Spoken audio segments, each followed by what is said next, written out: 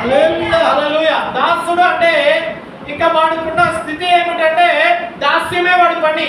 వాడికి స్వాతంత్రము ఉండదు. ఎవరి కింద మనం పని చేస్తున్నాం అనుకోండి, ఖచ్చితంగా పై అధికారులు చెప్పినట్టు మనం ఖచ్చితంగా చేయాలి. లేదు నా ఇష్టం వచ్చిన పని చేస్తాను, నా ఇష్టం వచ్చినట్టు నేను ఉంటానంటే చెల్లుతారా?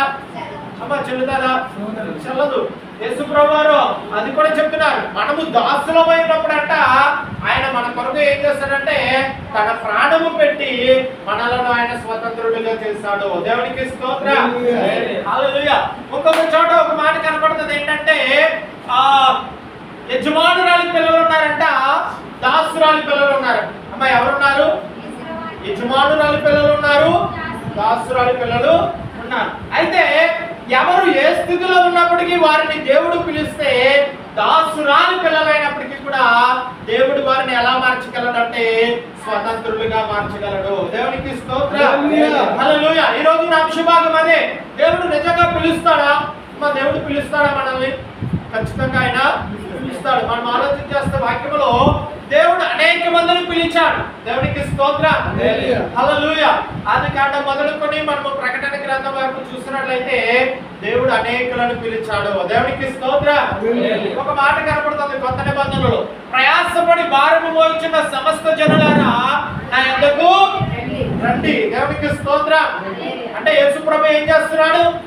పిలుస్తున్నాడు. నా యొద్దకు రండి, నేను మీకు ఏమి కలుగజేస్తానంటే విశ్రాంతి కలుగజేస్తాను. దేవునికి స్తోత్రం. హల్లెలూయా.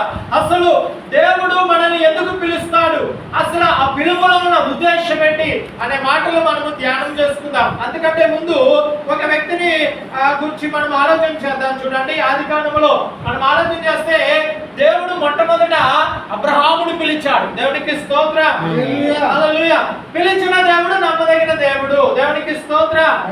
మనందరికీ మాటలు తెలుసు. అయితే చదువుదాం చూడండి, ఆదికాండము 12వ అధ్యాయము చదువుదాం చూడండి. ఆదికాండము 12వ అధ్యాయము మొదటి వచనం అనుకుంటా చదువుదాం. అందరూ తీసుకోవాలండి. ఆదికాండము 12వ అధ్యాయము మొదటి వచనం నుండి చదువుదాం చూడండి. యెహోవా నీవు లేచి నీ దేశము నుండి నీ బంధువుల యొద్ద నుండి నీ తండ్రి ఇంటి నుండి బయలుదేరి నేను నీకు చూపించు దేశమునకు వెళ్ళము. దేవునికి స్తోత్రం. అమ్మ ఎవరు పిలుస్తున్నారు ఇక్కడ?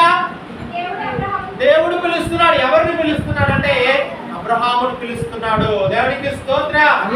ఏమని పిలుస్తున్నాడు అంటే, అబ్రహామా నీవు లేచి నీ దేశమును నీ బంధువుల నీ దేశము నుండి నీ బంధువుల యొద్ద నుండి నీ తండ్రి యొద్ద నుండి బయలుదేరి నేను నీకు చూపించు దేశమునకు వెళ్ళము. దేవునికి స్తోత్రం.